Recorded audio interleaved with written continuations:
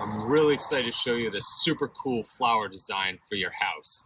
It's real easy to do, pretty inexpensive, so let's get right to it.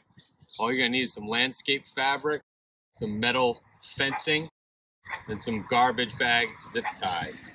The first thing you're gonna do is decide how high you want the tower. In this case, I got an 18-inch fence. This is the one I'm gonna use.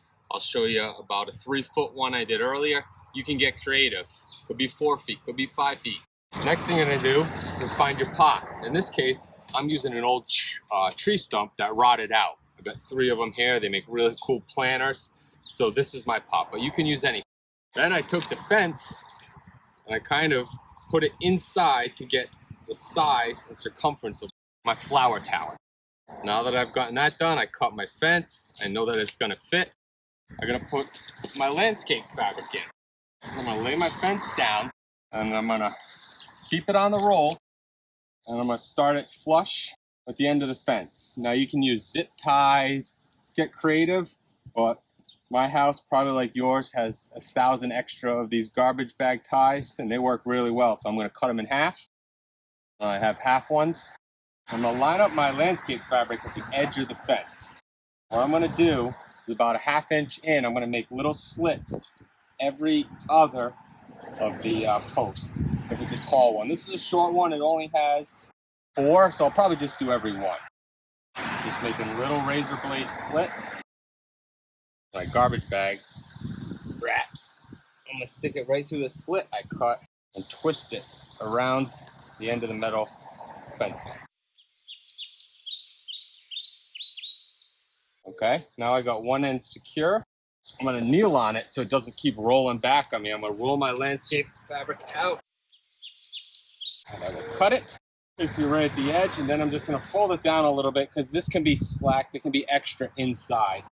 Match it up to the edge, and I'm gonna do the same thing. Splits in between each square of your metal fence, about 1/2 inch in.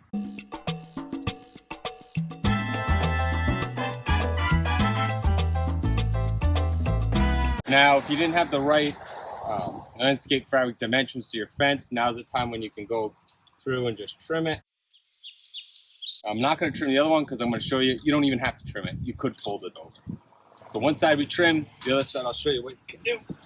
But now we're ready. So if you notice on the fence, you can see on the bottom here, it has the pointed stakes without a cross, one last crossbar. That's the bottom of the fence, and if you don't have that, you can make that by cutting it down the middle. And you'll create those, but those are going to be the bottom and they're going to kind of help it sink into the soil.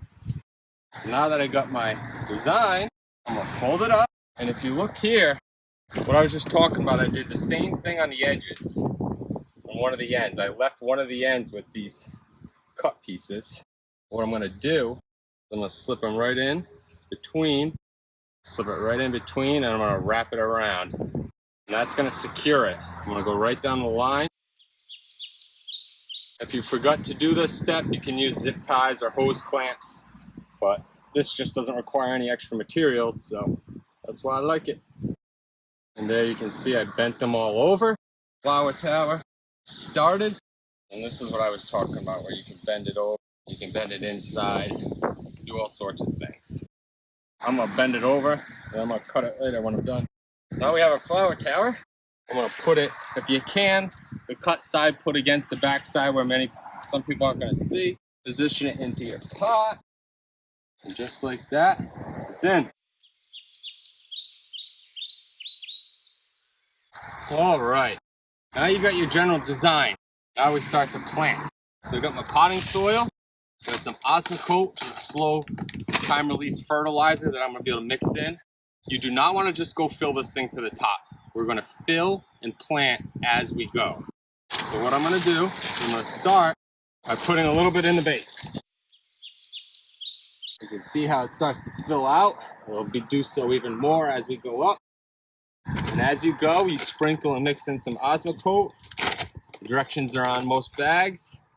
So I just sprinkle some in there. Every time I add a different layer, I'm gonna sprinkle some in there and just mix it up so it's nice and even. Okay, now I'm about at the right height. I want to start my plants. And what kind of plants can you use? Well, you can really get creative and use all sorts of different things. Some of my favorites are Petunias, Impatiens, Begonias, flowering vinca. You can use all sorts of different things. And in this case, I'm going to use Impatiens. And here I have my Impatiens. And what I'm going to do, find however you want this design. Some people will make designs with the plants. I just like to make it even. So I usually do 2, 1, 2. 2, 1, 2, all the way across. Now, if it's taller, you can go 3, 2, 3, 4, 3, 2, but basically it's 2, skip a row, middle, and that way the plants will look even and they'll grow evenly and fill this out. Just make sure you check whatever plant you're using to figure out how much spacing it's ultimately going to need. So what I'll do is I'll find my first square. I'm going to make an X. Sometimes you don't even have to make an X. Make half an X.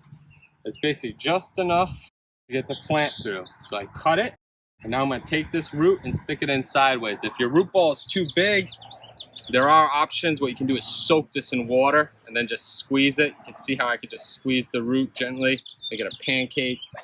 I'm going to slip it in just like that. And that's right at the top of the soil line in here. It's not full. If you fill this thing and then try to cut these holes and put these plants in, it's going to be really hard. And now I'm going to go around this level and plant them, because I'm going to do one here and one here. Then my middle one's going to be here. So I skip a row. I can make the cut now too, so you don't forget as you're going. Skip a row. Here's my next one.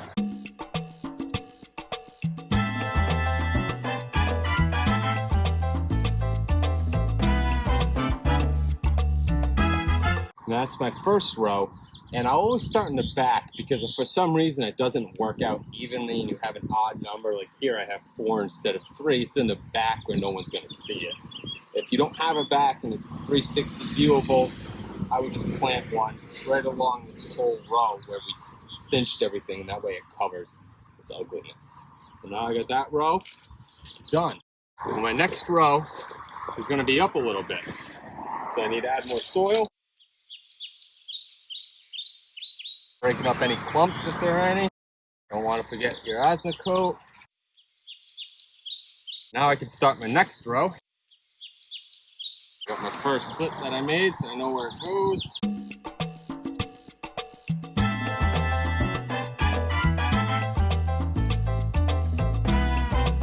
And when you're making the holes, I just really want to emphasize, make an X for the hole. Don't cut out a circle, because soil can tend to fall out of that circle. It really is just open once you remove the fabric, whereas an X, the fabric can kind of fold back over a little bit.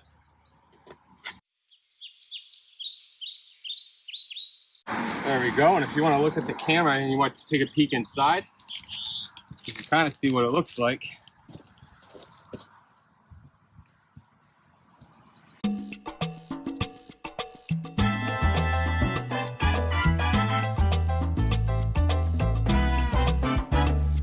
Alright, that was my last level, last layer before I get to the next level, which is almost at the top.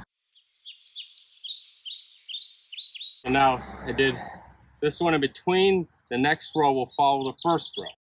If you feel more comfortable, scissors work well for this too.